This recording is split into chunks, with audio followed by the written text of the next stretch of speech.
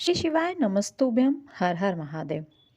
आज से गुरुजी की बड़ौदा में 7 दिवसीय शिव प्रसाद शिव महापुराण की कथा शुरू हो चुकी है। आज कथा का पहला दिन था। आज की कथा में गुरुजी ने जो भी नए उपाय, नई जानकारी और पत्र बताए हैं उनके बारे में इस वीडियो में आपको बताने वाली हूँ। आज की कथा का सारांश इस छोटे से वीडियो में आपको प्राप्त होगा, तो वीडियो को आखिरी तक देखते रहें। आज की कथा की पहली जानकारी, यदि किसी की मृत्यु कुंवारी अवस्था में हुई हो, गर्भ में जन्म के बाद हो जाती है या जो अधोगति में मर जाता है, उसकी मुक्ति शिव महापुराण की कथा कर देती है।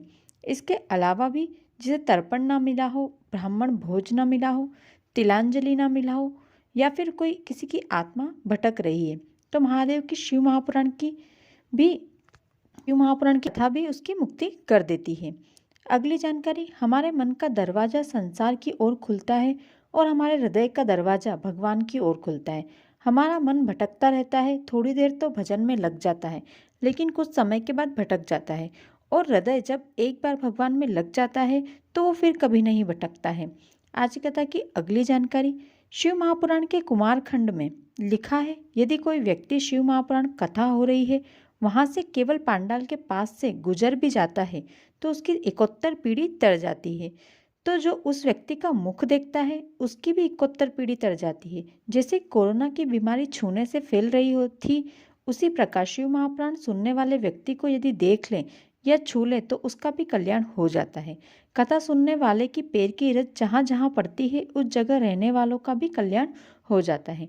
आज की कथा की अगली जानकारी, जब कोई व्यक्ति किसी तीर्थ स्थल जाता है और वहाँ से प्रसाद लाकर आपको देता है, तो शिव महापुराण कहती है, यदि किसी तीर्थ स्थल का प्रसाद तुम्हारे घर अचानक से आ जाता है या तुम्हारे हाथ की हथेली पर आता है, तो इसका मतलब है कि जहाँ का वो प्रसाद है उस स्थल के भगवान आपको याद कर रहे हैं और आपको अपने द्वार बुला रहे हैं।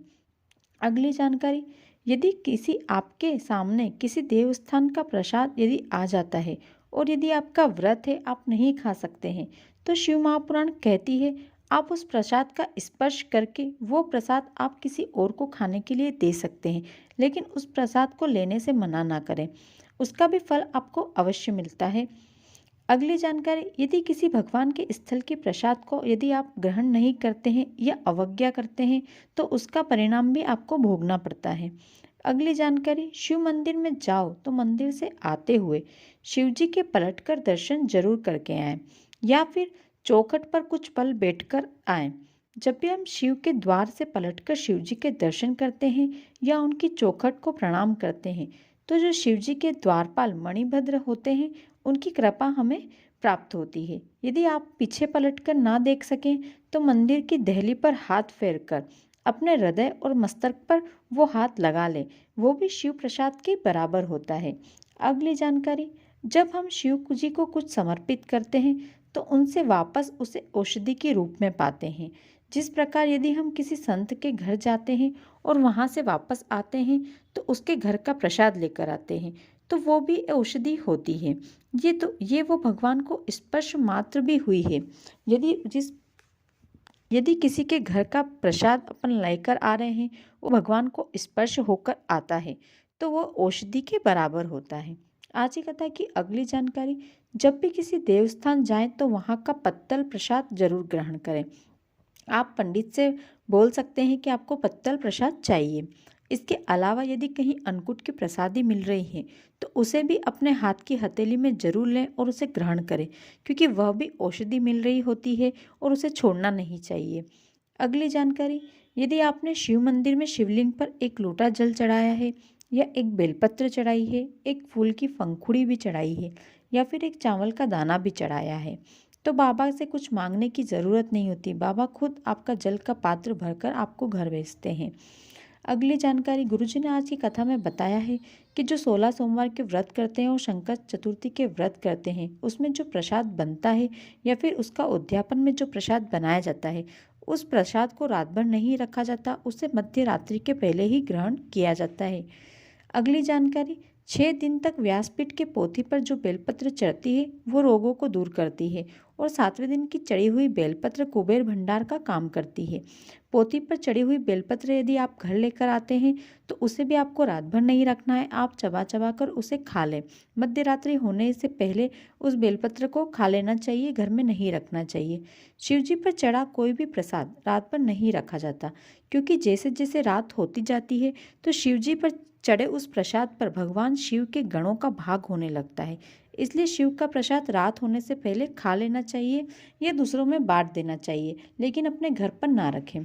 अगली जानकारी, शिव पर चढ़ा प्रसाद इधर उधर नहीं फेंकना चाहिए या फिर अन्य किसी भी भगवान के देव स्थल का प्रसाद इधर उधर नहीं फेंकना चाहिए। यदि किसी और ने भी उस प्रसाद को यदि फेंका है और उसका अपमान किया है तो उसका पाप जो प्रसाद लाता है उसको लगता है।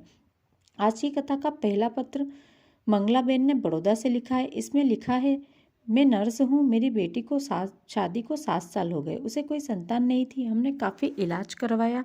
एक बार उसकी पेट में दर्द होने लगा और उसकी ट्यूब निकलवा दी। डॉक्टर ने उसकी ट्यूब निकाल दी। उसके शरीर में एक ही ट्यूब थी। डॉक्टर ने IVF करवाने की बोला। हमने 2 बार IVF भी करवाया लेकिन वो सफल नहीं हुआ। मैं बहुत परेशान हो गई, पर कोई रास्ता नजर नहीं आ रहा था। तब मेरी जेठानी ने हमें आपकी कथा के बारे में बताया।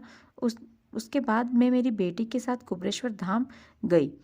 हम वहाँ गए, वहाँ कंकर शंकर की पूजा की और बाबा से कामना करके बाबा मेरी बेटी की झोली भर दें, और वापस आकर पशुपति व्रत किया और सफ़ेद आंकड़े की जड़ वाला उपाय किया। गुरुदेव, आज मेरी बेटी गर्भवती है और माँ और गर्भ में पल रहा बच्चा दोनों सुरक्षित हैं। आज की कथा का दूसरा पत्र, जिसमें लिखा था, गुरुजी, मेरी शादी को 4 साल हो गए थे, मुझे कोई संतान नहीं थी। डॉक्टर का इलाज भी चल रहा था लेकिन कोई फ़ायदा नहीं हो रहा था। तब मुझे आपकी कथा के बारे में और आपके बताए गए पशुपति व्रत और सफ़ेद आंकड़े की जड़ वाले उपाय के बारे में पता चला। उसके बाद मैंने पशुपति व्रत किया और सफ़ेद आंकड़े की जड़ वाला उपाय किया। जब मेरा तीसरा पशुपति का व्रत था, मुझे पता चला कि मैं गर्भवती हुई। बाबा ने मेरे ऊपर कृपा करी है। तो दोस्तों, ये थी आज की कथा की कुछ विशेष जानकारियाँ, उपाय और पत्र। आज की कथा में गुरुजी ने कोई विशेष उपाय नहीं बताया है। इस कथा में गुरुजी शिव पर चढ़े हर प्रसाद का महत्व बता रहे हैं। शिव जी पर क्या चढ़ाया जाता है, क्यों चढ़ाया जाता है, किस समय चढ़ाया जाता है, ये सभी जानकारी इस कथा में गुरुजी देने वाले हैं। गुरुजी ने सभी से आग्रह किया है कि इस कथा को हर एक मनुष्य सुने, इस कथा को छोड़ना नहीं, या हर इंसान को ये कथा सुननी ही चाहिए। इस कथा में शिव पर चढ़े प्रसाद का महत्व बताया जाएगा। यदि ये वीडियो आपको थोड़ा भी अच्छा लगा हो, उपयोगी लगा हो, तो वीडियो को लाइक करें, शेयर करें, साथ ही कमेंट में हर हर महादेव लिखना ना भूलें। अगले दिन की कथा के लिए चैनल को सब्सक्राइब कर लें। अगले दिन की कथा का वीडियो आपको इसी चैनल पर मिलेगा, इसलिए आप चैनल को सब्सक्राइब करना और बेल आइकन को प्रेस करना बिल्कुल ना भूलें।